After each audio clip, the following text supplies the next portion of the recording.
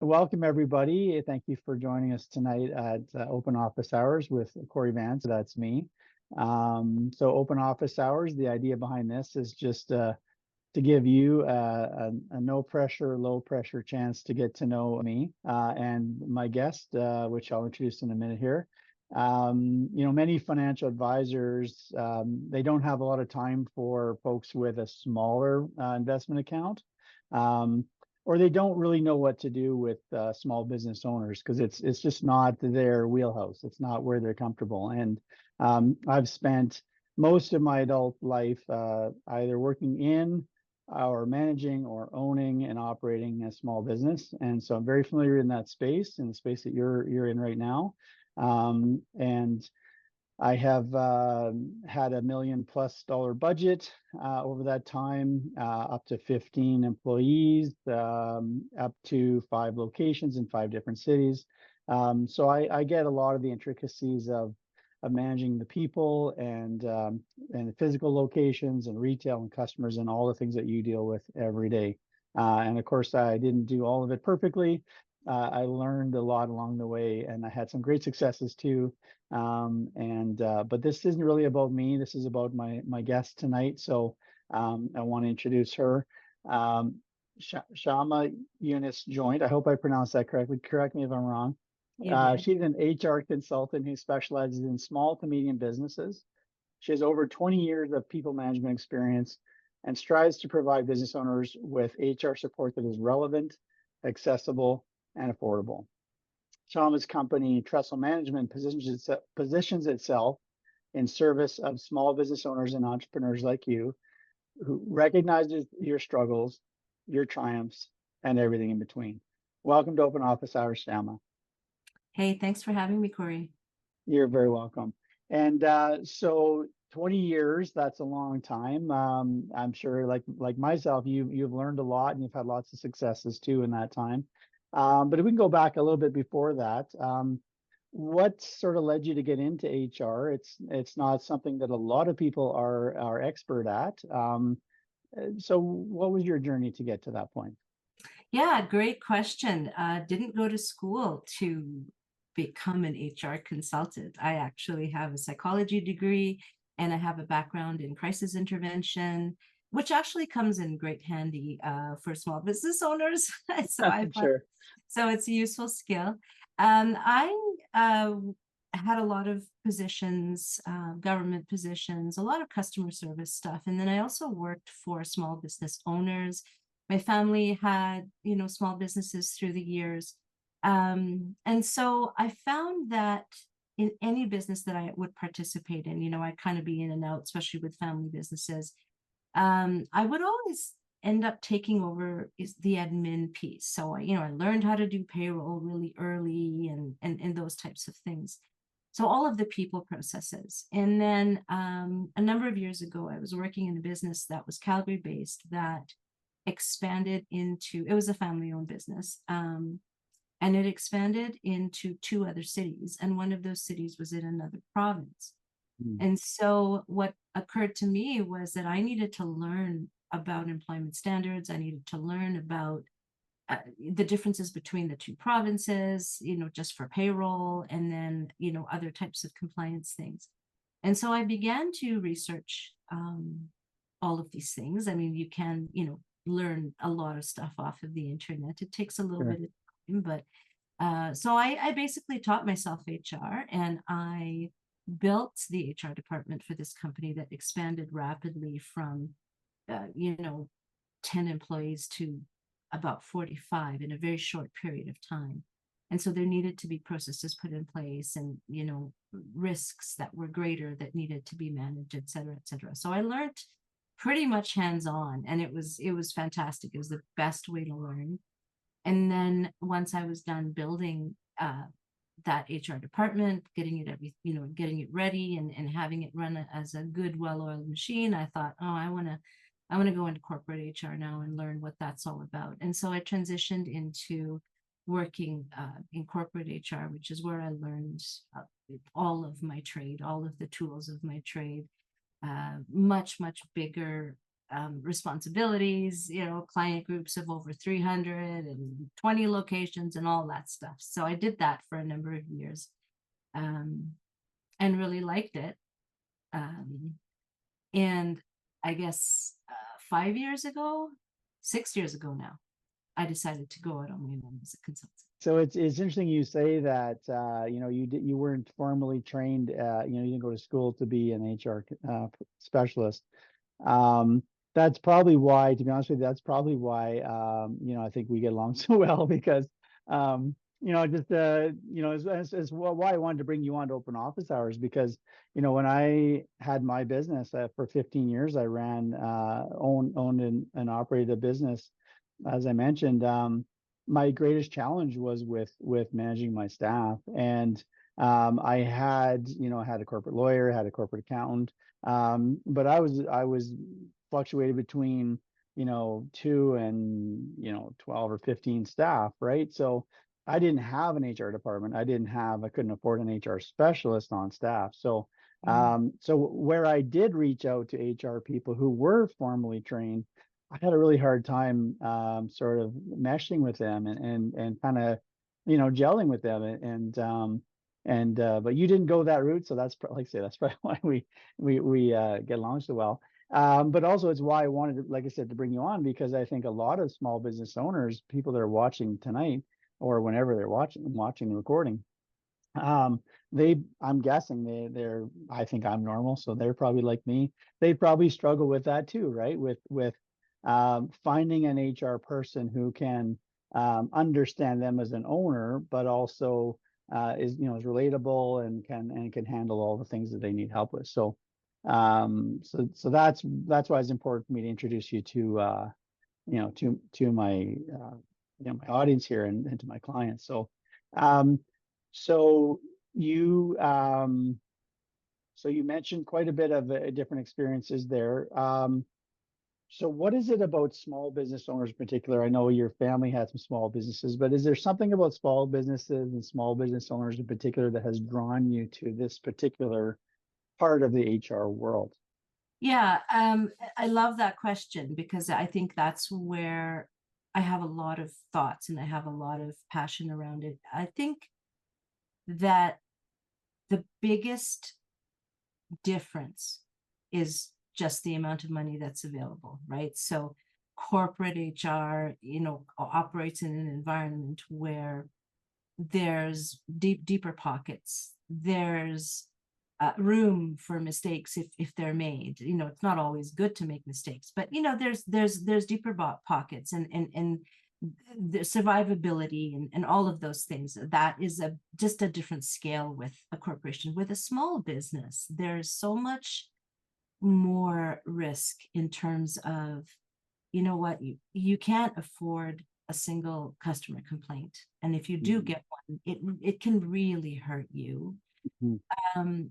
As a small business owner, you probably start off on your own. You begin to get busier, so then you need to hire people, and you want to have these people behave exactly how you do with customers, right? Right, right.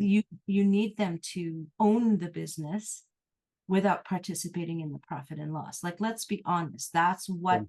small business owners really want. And sometimes they luck out, right? Sometimes they Mm. get that one person who they just know that they can't live without. But then again, if you've got that one person holding on to all of the chips, then there's a lot of risk. What happens if they get hit by a Sure, bus and all of that stuff, right? So sure. at some point, you have to start adding people, and then you start getting culture forming, Mhm. right? And Mhm. then either they love you or they hate you, or all of that stuff starts going on. And business owners, let's face it, they're in business because of what they're good at, or what their passion is, or what their reason was. They didn't start a business so that they could manage people, Right. right? But then they have to, and that can be very, very baffling for some people, and very Mhm. difficult and very costly. Right.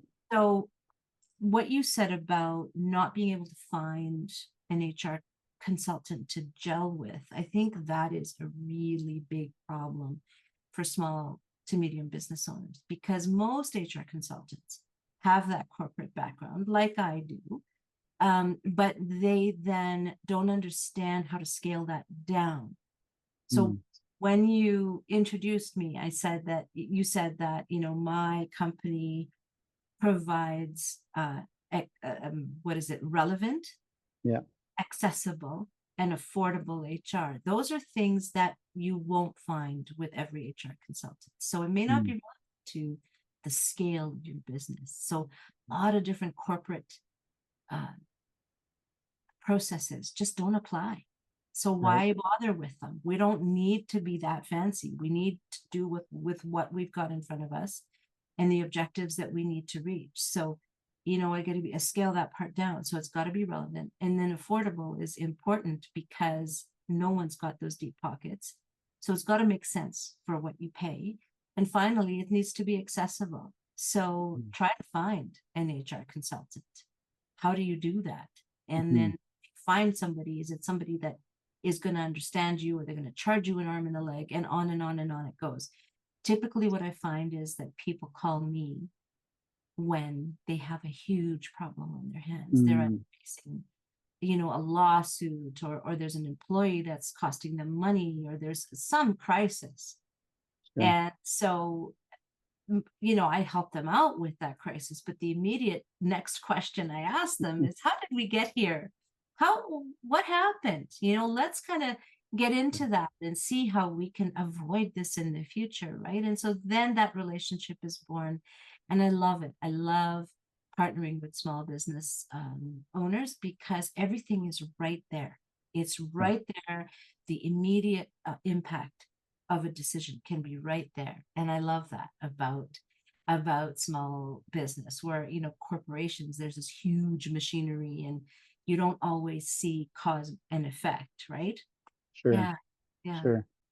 You know, I love what you said there about culture. You know, one of my, I call them gurus, people, anyone of, you know, who's smarter than me, or been more experienced than me, that has learned a lot and been very successful, that I learned from through a book or whatever. I call them one of my gurus. So one of my gurus is, I've actually studied under him directly, is the Wizard of Ads. And he has helped many businesses become multi-million dollar businesses and scale incredibly. And he has a saying that, you know, your customer doesn't typically meet your best employee on their best day. They typically meet your average employee on their average day, if everything's going pretty well. You know, and sometimes they meet your worst employee on their worst day, right? And that's where a lot of these, you know, dissatisfaction of customers and complaints come in. But when you talk about culture, it makes me think too, just think for myself. Sometimes I was a pretty decent boss, but sometimes I was the worst boss on my worst day. You know, I had bad days, and that came across to staff, you know, and that affects culture, and that causes people to hate the boss, you know, or to resent the boss and not perform their best. And so, you know, I think that's so important that someone like yourself can come in and help a small business owner assess and repair and build a strong, positive culture. Can you talk a little bit about how you do that? You know, if you can, and just to give people an idea what that would look like if you were to come along and do that for them. You bet. Yeah, absolutely.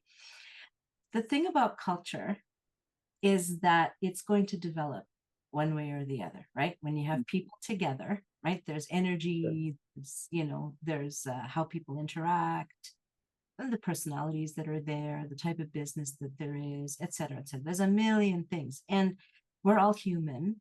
We're all human. We all have bad days. We all have good days. We all have quirks. We all have things, and sometimes those things mesh wonderfully, and sometimes they don't, right? So yeah, I mean, that's what I love about the people management business, is that people do not fit neatly into little spreadsheet cells.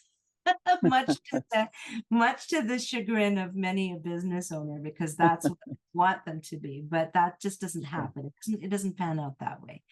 So yeah, so culture will develop whether you do it intentionally or not. So that follows that you can develop an intentional culture. And part of that is, one of the biggest things is, in my humble opinion, that there needs to be room to be human. I Mm, just thought, you know what, we don't come to work and sort of zip off our personality, hang it up on a hook and then go to work like robots. sure. Because we don't, even though there are some bosses out there that, that pretty much see their employees that way. But that is, in my opinion, it's really shooting yourself in the foot, because this Mm, person is human. They're going to do their absolute best for you as long as you set them up for success. And part of that means that, a lot of that means that you're going to support them. So when they're on an off day, they need to know that they're not going to get into trouble for being an off day. They can actually say, hey, I'm having an off day. And you can say, well, what do you need? How can I help you? Right? The same right. way that you do that for your customers, why can't you do that for your, and the thing is, as a boss, when you say, I had a bad day, wouldn't it be great if your employees said, hey, Cory, you're looking kind of off today. You okay? Wow. There's this two-way conversation to support Mm, and care for each other.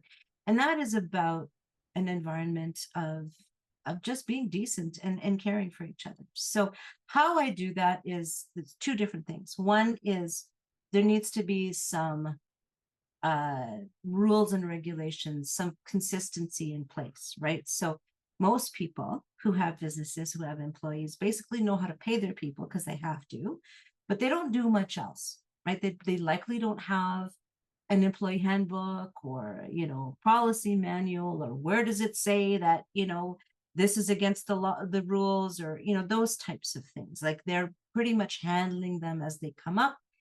And the problem is that if you've got two different employees with the same situation and it's handled differently, now you have accusations of favoritism and, all those other things. So it's really important to let people know that, hey, this is who we are, this is what we stand for, here's the rules, here's the, so some basic sort of modicum of structure should be there in the form of an HR policy manual, an employee handbook. Hopefully when they're hired, they have a proper offer letter, because these are legal documents that should be there. And then there's also, having those things means that you're compliant with three basic, pieces of legislation. So you got human rights, you've got safety, and you've got, employment standards. Like, as an employer, you need to be able to be on the right side of the law with those things, because if not, you could face, fines and lawsuits and mistreatment of employees that could be completely inadvertent, which you don't want. So that's the basic thing that, that I would help you put into place. That way, every new person that comes in, they're onboarded correctly, they understand what the company is about, and we build on that, to create onboarding programs or whatever else that makes sense, right? But that's the mm, basics of it. The other piece then, we look at in the visioning piece. So we know that the business owner did not start, as I said before, start the company to manage people. So the question becomes, how are you going to get these people to do the things you need them to do in order to reach those objectives? So how do we state that? It needs to be stated. They're not going to just mind read, mm, right? So that, there's mission, vision, values type of work. A lot of times they'll have to write those types of things for their business plan. So a lot of companies have them, and then we'll revisit them to see if, what does all of this really mean and how are you living it, right? So we will yes, have those types of conversations. We will look at what the main problems are. So let's say if it's an organization with a lot of conflict, then we'll do work around conflict management. Let's talk to everybody about kind of what's going on and how can we deal with conflict in a more healthy way rather than in the way that's happening.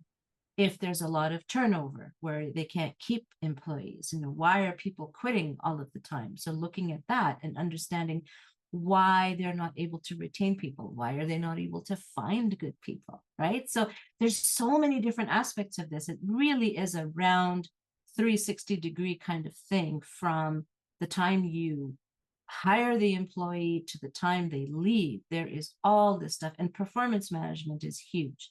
So I'm willing to bet that anybody listening, either today or in the future, if they're a small business with a few employees, they probably don't have a performance management system, right? Mhm. And performance management is not that once a year, let's sit down and, tick off the boxes. Performance management it's a feedback. It's like, how do you elicit feedback from your employees about what they think about their jobs and how they like it there, Mhm. right? Imagine, I mean, I've never been asked, hey, do you like working here? Like, I wish my boss had asked, because Mhm. I would have been like, yeah, but you know what? There's these couple of things that kind of bug me, and two-way conversations, right? Performance management should be two-way. So that's culture right there, Mhm. where you're able to talk to your boss about something and know that you're not going to get fired for it. You can have a conversation. Your boss knows that you have their best interest at heart. And you as an employee know that your boss has your best interest at heart. So that's really the basis of a good company culture. Excellent. And as you're talking, I really like the way you put that. It really made me think about. I'll be a little bit vulnerable here and be honest and say, well, one thing that's true about most small businesses or even larger businesses maybe is that the employees um, don't don't sometimes, but often don't appreciate the investment that the owners make in the business in terms of, how much of their personal assets or wealth are connected to the success of the business, how much time they put in late nights or whatever weekends or things like that outside of business hours when the employee doesn't see it, these kind of things. And that's maybe one of the chief complaints about small business owners is that, my employees don't appreciate how much I do, right? But that makes me think about a couple of things. One is that it is super important, and as a consultant, I give financial advice. I create financial plans for people. The number one piece of advice I give to people: if you can only invest in one thing, or if you only have a little bit of money to invest, the first thing you should invest in is yourself, right? Invest in building your skills and building your confidence and building your abilities and that kind of thing. And but we all small business owners also need to invest in their staff, right? it, a lot of employees, and I'm sure you can correct me if I'm wrong, but I'm sure you'll probably confirm this, is most employees would rather have it like an honest pat on the back, an honest thank you, than even a little bit more money, right? Money is important, but if they feel like they're pretty much fairly compensated, they really would rather have appreciation and thank you and a pat on the back than oh, here's a gift card, here's another dollar an hour or whatever, right? um but it brings me to the thought too that I know a lot of small business owners, and I thought this way too, is that if I spend a lot of money on my staff, that's a, like, say, building culture and doing all these things. Well, that's an expense that I'm not sure I can afford right now, right? Or I know I can't afford, or I don't want to give up my weekends at the cabin and the this and the that in exchange for that. But I really want to challenge people to think about it not as an expense, but as an investment in their business, another type of investment in their business. Because I know that a lot of people will think, well, when cash flow increases and when profit increases, then I'll invest more in my staff. But if you take a little bit of time and effort to build this culture like you're talking about in your business, it will pay dividends in revenues and profits and empowered and capable employees beyond what you can imagine. Yeah, you're absolutely right. But what occurred to me when you were talking was something that I say a lot to business owners is that, okay, so you started a business, you probably needed to, go to the bank, get some money, whatever. You probably wrote a business strategy, right? You probably thought, okay, well, here's my market and my customers, my product, et cetera, right? You forecasted, you did all this stuff because that's what you do when you have a business, or at least you should. Not saying I did that, but that's a whole other story for another podcast. Anyway, but most business owners will do that. And then they'll think about, okay, well, the employees, I need 2 heads here, or I need 5 people there, or whatever, right? So employees are an item on the spreadsheet. Mhm. Mhm. There is no specialized people strategy for these Mm. employee spreadsheet. They're just going to come along magically, fit, do their best. They're gonna do the work, and they're gonna get paid X amount of dollars per hour, and then they'll go home and everything will be great. So that is a very flat, two-dimensional look at human beings who are incredibly complicated, who can make you money and who can Mm. cost you money. Right. Yes, payroll, I mean, it's going to cost you, because you can't get people to work for you for free. So you are going to have to pay, you're going to have to be competitive, et cetera, et cetera. But how do you get the most bang for that buck? So just the payroll and benefits, if you've got them, how do you get the most benefit out of that in terms of, the profitability of your company business? But secondly, if you are willing to, if you do realize that there's other things I can do, oh, but it's an expense and I don't want to incur that, because I don't, you've got to understand that you can spend money unknowingly and waste it. Mm. Right? The result may not be what you want. That can happen in any aspect of business. So, like anything else, you need to know what you're doing and why, and what that outcome is. So it's a people strategy, right? And Yeah. again, people strategy is specialized, because you are thinking about your product, your service. You know all about that. You know all about the industry, the market. But getting, first of all, if I'm going to hire people, what are they going to do? What do I need them for? A lot of times what happens in business is, you put up a posting, you get somebody in, and they might be really terrific at something, and you kind of think, oh, well, I hired you for this, but you know what? I need you to do all these other things. Some people love that. Some people hate that. Right. Like, I'm sorry, I wasn't hired to do all this. Why am I cleaning bathrooms now? Whatever. Do you know what I mean? Sure. So Sure. there's this sense of you're gonna trade your labor for wages, and because I pay you, you're gonna do what I say. Mm. And if you don't, then there will be consequences for you, which is Mm. fine. But where in all of that did the question of profitability and productivity come up? It didn't, right? It was Mm. like this two-dimensional object that's just going to come in and do the work.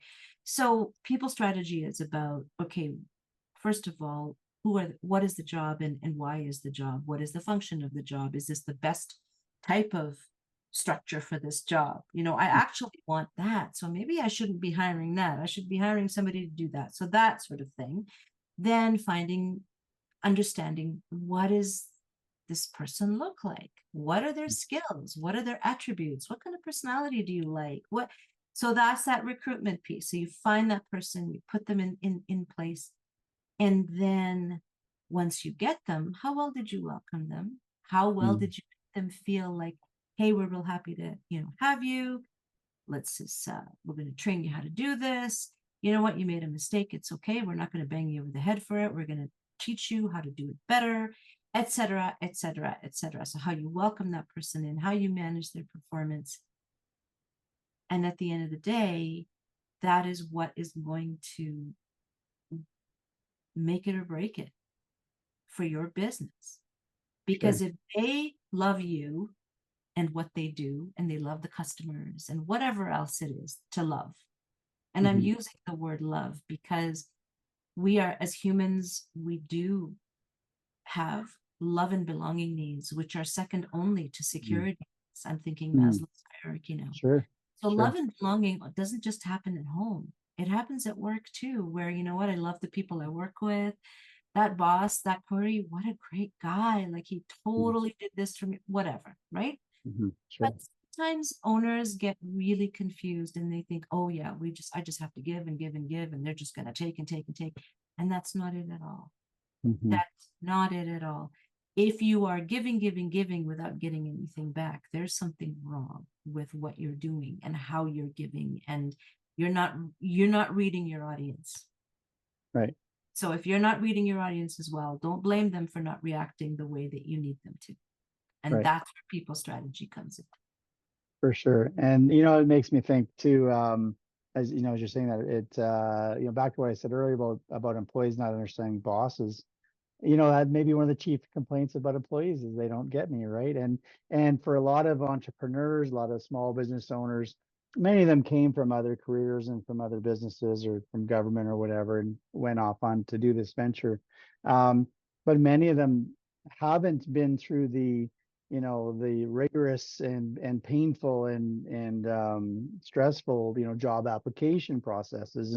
And I know from positions I've applied for, you're taking a big risk when you accept a position with a company, right? You're taking the risk that person told you the truth about what the job is like and what the responsibilities are. Like you said, sometimes they change just after you're hired. They change what you're going to do, and I've been through many situations like that where I won't name the federal department that I used to work Yeah. for, but one of the ads, the reason I applied for this position, the ad said, come and help change the culture, right?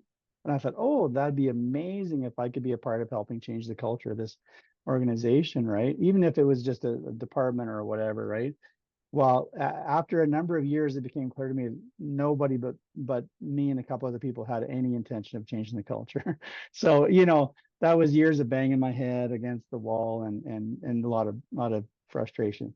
Yeah. Um, but as I said to the employees, like, as entrepreneurs, as business owners, please appreciate how stressful it is for an employee to accept the position, even if everything seems wonderful. You think they're God's gift to your company. They've taken on a lot of risk to accept that position, and that treat that with respect and really help them be successful. Make sure that they're welcome, that they're onboarded correctly, all those important things. Yeah, and we know statistically the quality of onboarding leads to length of retention. We know Yeah, this, you know. sure. Here's the other thing that occurred to me when you said, when I was often occurred to me that my employees kind of didn't appreciate me or didn't understand kind of what I do. That is exactly where the term employee engagement comes from. So that's a Mhm. buzzword in HR that we hear a lot of. What does it mean to have an engaged employee? An engaged employee is somebody who will own that company the way that you do. What that means is that, yes, bottom line is they're trading their time for a wage or a salary. But then there's, sort of that intrinsic rewards, like they love their job. Okay, so they're liking what they do. So there's a good fit between their skill ability and what you're asking them to do. But there's also a real sense of my contribution Mhm. does X. So every time a customer is happy, it's because of how I treated them, or, and every time a customer makes this purchase, it puts money into the business. And then I get paid. And then maybe sometimes, if there's incentive pay, right, you pay for on commission or things like that. So that's, sort of the pay aspect of it. But the other aspect, which is what people tend to default to, which is important. Money is important. Let's be clear. But the part that's really important is how much does that employee feel like it's their business too, Mhm. Mhm. right? Like hearing your stories, hearing your passion, hearing why you got into business. And, when you look at your customers, what do you think? What do you feel? Those are things that are in your heart that need to come out onto your mouth as statements so that they can hear and kind of go, you know what? Cory was really mad that day, but I get why he's so frustrated, because you know what? He was up all night the night before because, yeah, the books or whatever, right? So they get it. Mhm. So, in the same way that you might be treating them as cogs in a wheel, they might be looking at you as just the ATM, right? Mhm. It goes both ways. Sure. Yeah. So again, it's intentional. Some people just, it happens by default because they just happen to have those personality traits or whatever. But we know that most business owners are highly analytical types, right? Yeah. They don't necessarily understand the nuances of human behavior as well in the context of their business. And so they need some help with that. And that's what one of the things that I really bring. As I mentioned, I have a psychology degree. My HR practice is very, very behaviorally based. So I'm not going to throw metrics at you. I'm not going to throw, charts and tables and things like that at you. I'm only going to give you those tools in as much as you need them for something. But I'm going to concentrate on your understanding of these people that you have, and also the understanding of what you want to have and how that will make you get the business that you want. Mhm. Right. And Yeah. so by creating the culture, by setting those,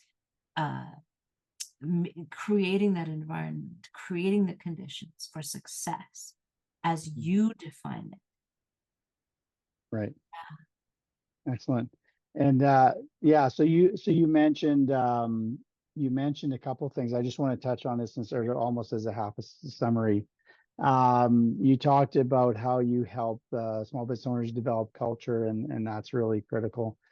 You mentioned hiring. Do you help small business owners with the hiring process? And if so, how do you help them with that?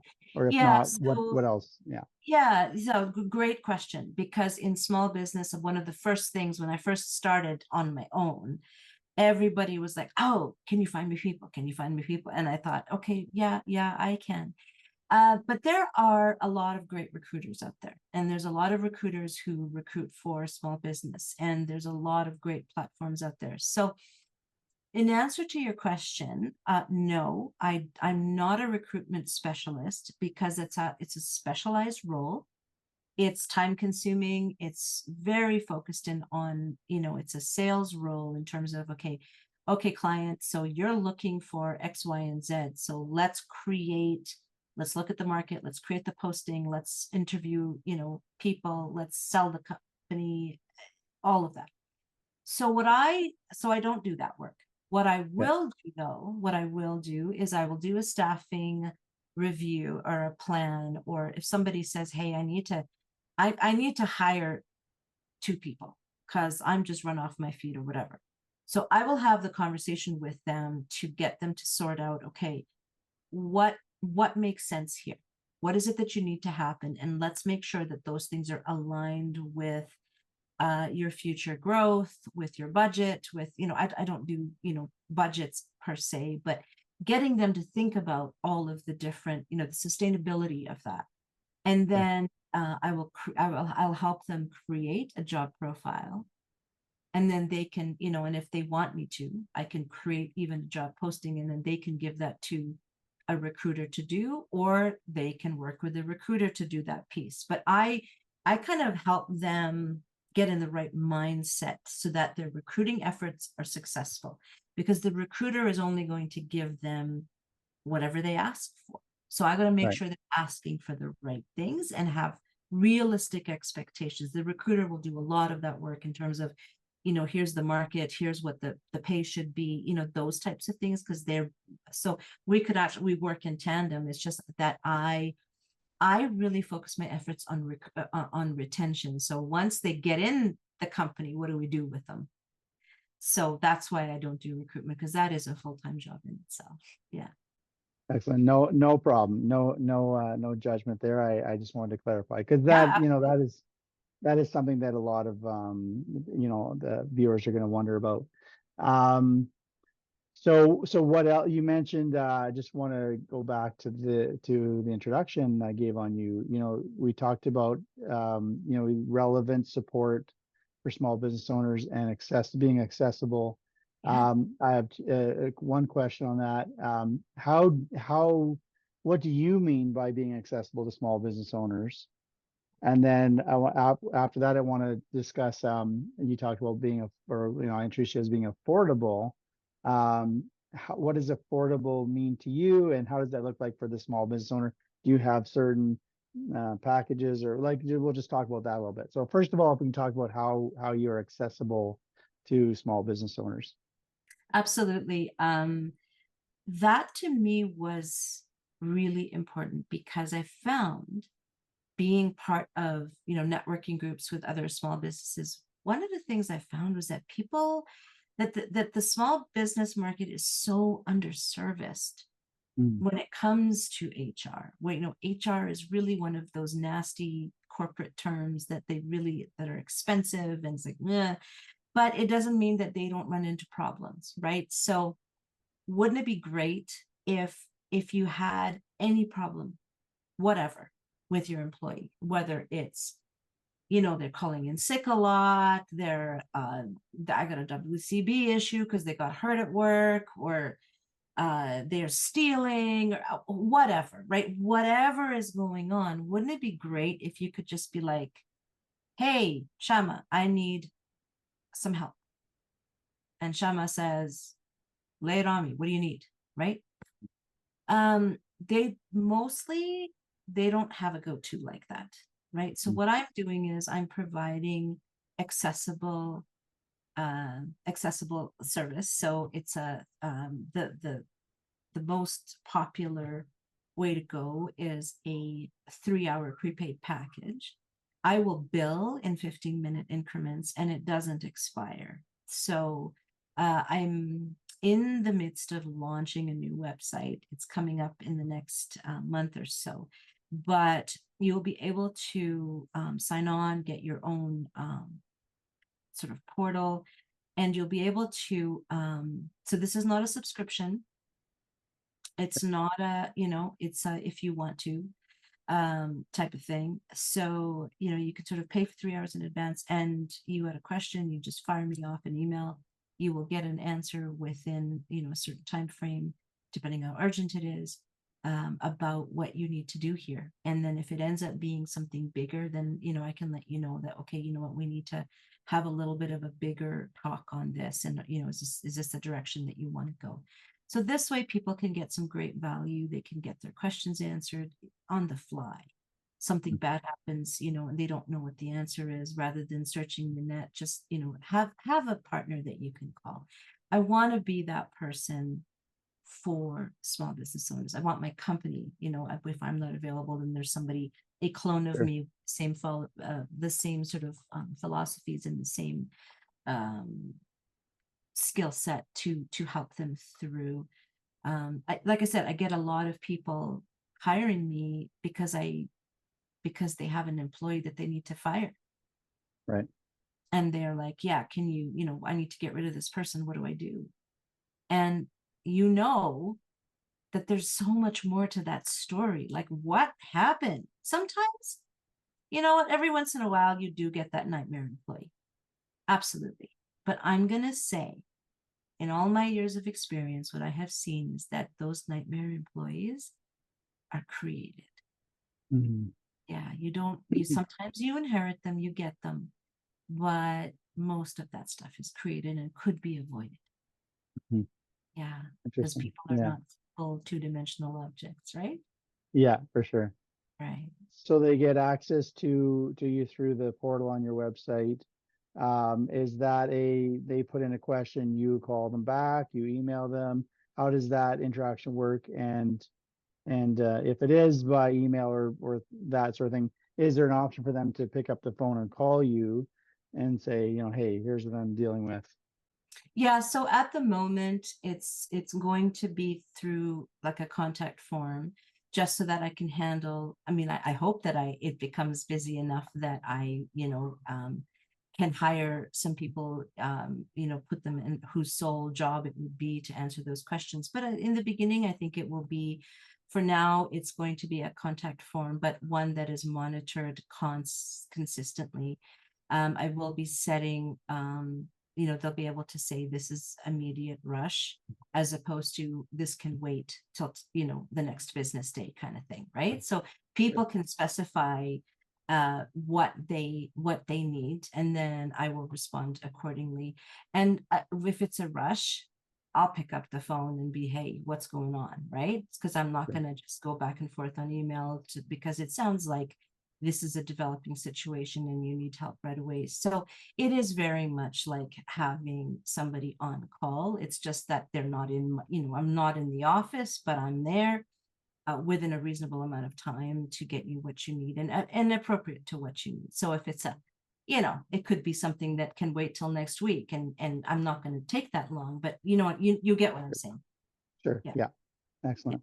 Okay. And then, so you're very accessible that way. That's excellent. Affordable.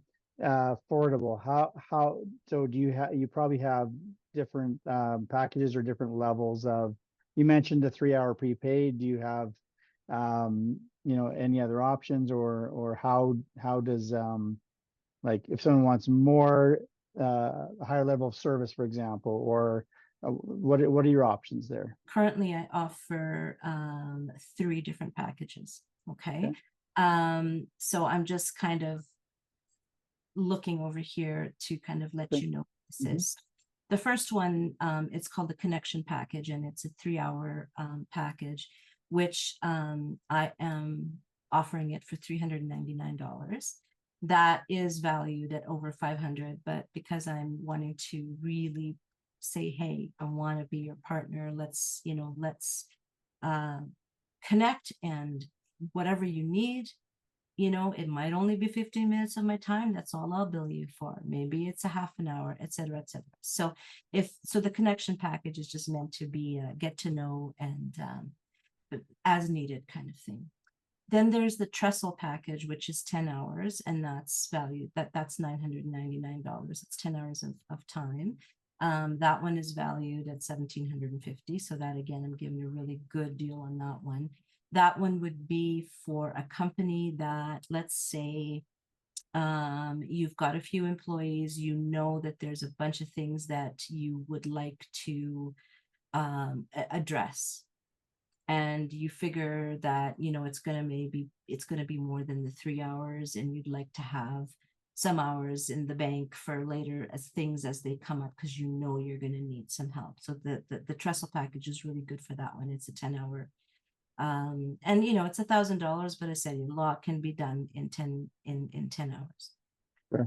And for the bigger companies who need more of a, well, let me tell you what it is. So it's called the extension package, and it's 25 hours, and it is $2,999, so about 3,000.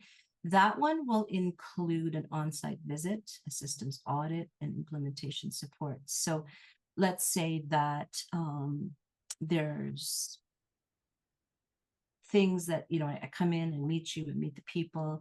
Let's say that you're wanting to implement something, whether it's a benefits package, or maybe you're implementing new software and you're worried about the change management aspect of it. You need, there's always an HR side to change management.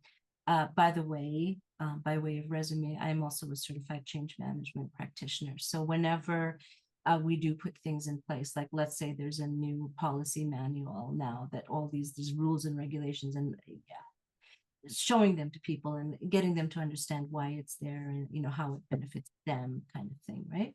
So Sure. that type of stuff. And then I can bill additional hours as needed. So that is a 25-hour package for $3,000, which really, if you think about it, is really not a lot of money Very considering affordable.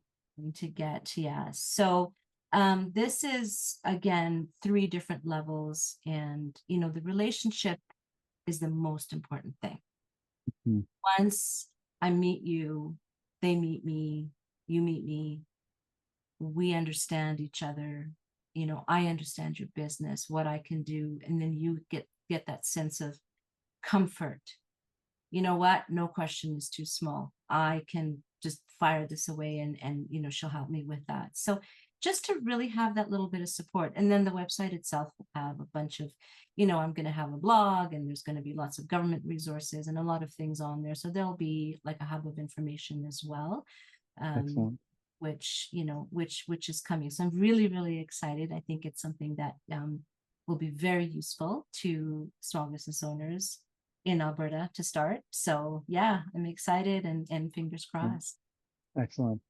That's great. I appreciate that. And I think like as you're explaining that, I'm like, man, that really is affordable. That is really affordable. And I Hugely. know, well, and I know money's tight for a lot of people right now, and you know, in lots of ways. I get that, and I don't minimize that whatsoever. But 25 hours for, I think you said 29 95, Yeah, $3,000, like three.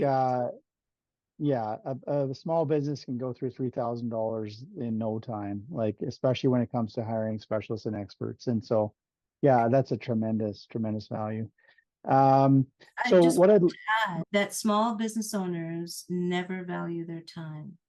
mm, So when they save money because they're DIYing it, it's costing them a ton of money right, and time.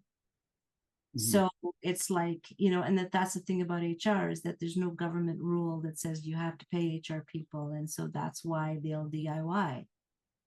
right, And sometimes they luck out and sometimes they don't. So the money that you would pay somebody like me ends up saving you so much money and time down the road, right? So right, it's a tough one when money is tight. I get that. Totally. yeah.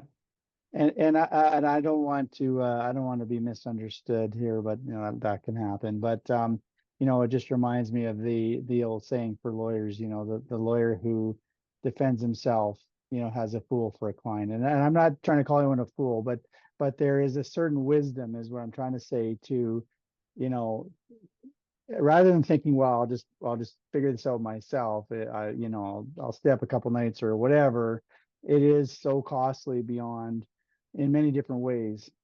I mean, if you absolutely have $0, you have to do what you have to do, and I'm not diminishing that either. But if you have a little bit of cash flow at all in your business, invest that little bit very wisely in someone like Shama, because I speak from experience. I took over a business, bought a business, however many years ago, I don't remember now, 2003, I guess it was, and fairly quickly realized I had inherited a couple of employees that were a challenge to me, and I won't say much more than that. But I was sued. I let them go, and I was sued. And I basically processed a lot of that myself, and I did a lot of, like, not exaggerating, I had a lot of 20-hour days and 4 hours of sleep, multiple days work, 7 days a week for weeks and weeks and weeks, trying to manage that myself. And as expensive as it might have been to pay a lawyer, they would have done it in a lot less time, so it wouldn't have been as expensive as I might have feared. But the stress off of me would have allowed me to work on other income producing activities.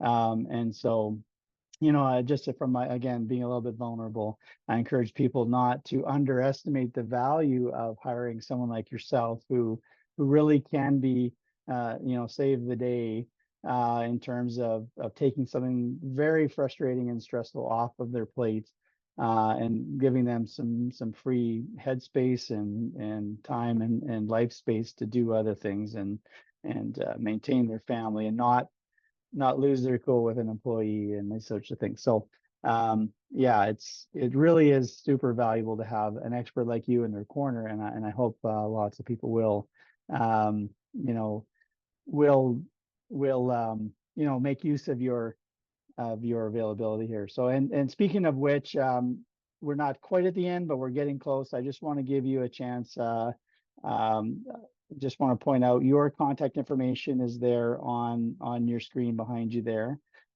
Thank you for providing that.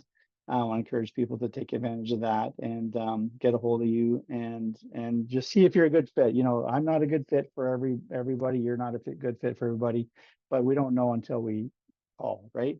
Send an email and just have a conversation, and find out, right? So, Yeah. And actually, you know what, I wanted to just add, thank you, first of all, for the vulnerability and sharing that experience, because I think business owners have a really tough time. Um, running a business, and if there's a failure, I don't like that word, but when something doesn't go wrong, it's they take their self-esteem takes a huge hit, and it's really hard. And there's a whole aspect of entrepreneurship. The mental health aspect of it is something that I talk about quite a bit. And so thank you so much. Like, I know it would have been a very difficult time for you. So thanks so much for sharing that. But what I wanted to say was, I think what's really important is to understand that we are all human beings, and that relationships are so important, right? I mean, we spend a lot of time networking, we spend a lot of time with like-minded professionals, et cetera, et cetera. Of course, we all need community, but we also need people that we can count on and lean on when we need it, right? So for me, yes, I charge for my services, but that doesn't mean that you can't call me and go, I need this, once I get to know you, kind of thing, right? I mean, I'm not gonna, I mean, I know there's professionals, you'll go out to lunch with them and then they'll send you a bill. That's not me. I value relationship above all else. And there are clients, there's people that, I've been introduced to, that I won't take on as clients because I don't see eye to eye with them in terms of the Sure. value of the relationship piece, Mm. right? What you're seeing is what you're getting. And I'm in your corner. We're both on the same side. It's about your business doing well and my business doing well, because, then if you're happy, then you'll tell somebody, et cetera, et cetera. So never underestimate the importance of relationship. And I will continue to say that. Yeah, always. For sure. For Mhm. sure. And I appreciate that so much. And I appreciate you so much, Shama, for coming out tonight, and the conversations we've had already. And I can tell you're going to be a tremendous asset to clients. And even as we're talking, I'm thinking, you know what, I'm going to hire someone soon, and I need to talk to you about that I and the know a culture guy. that, right, I the know a culture that guy. I want to create. Yeah, exactly. Right. So, Right on. and to speak back to that just very briefly before we end, I really, as I said, that example I gave of those employees that I let go and that I was sued and all that. And, I really could have used someone like you in my corner. And I didn't have that. And it's one of the reasons why I'm trying and working so hard to partner with people like yourself, that, um, I want other small business owners to avoid the same frustrations, or to at least minimize the frustrations that I experienced, by having access to someone like yourself. So, for people to realize you're not crazy. Well, you might be, but in a fun way, like me, right? But it's not crazy to run a business or own a business. It's an amazing thing to do. It's honorable. It's noble. um, it's not for everyone, so good on you for doing it. And it's normal to struggle and to not know how to do everything, and have every part of your business tied down in a neat little box that works perfectly. You're an expert in what you do. You're not necessarily an expert in managing people or managing numbers, or being sales or whatever. So it's okay to have an expert like Shama in your corner, and to reach out to her for a small question or for a big project, and to develop a culture, or to clarify the culture in your company. So jump on that opportunity, and take your business to another level. So I wanted, before I go, and I figured out how to do this, is figure out how to point in the right direction, because I'm looking at the camera backwards. But that little QR code there, folks, is how you can get a hold of me. I'll do a free half an hour or so discovery call with you. Like I said a minute ago, I'm not everybody's cup of tea. But if you don't reach out, you'll never know if I'm your cup of tea. And I just may be exactly what you're looking for in terms of a financial advice giving financial expert in your corner. And I didn't mention this at the beginning, but just quickly, how I approach small business owners is I look at your business assets and your personal assets as two parts of one holistic financial picture. They're intertwined in lots of ways.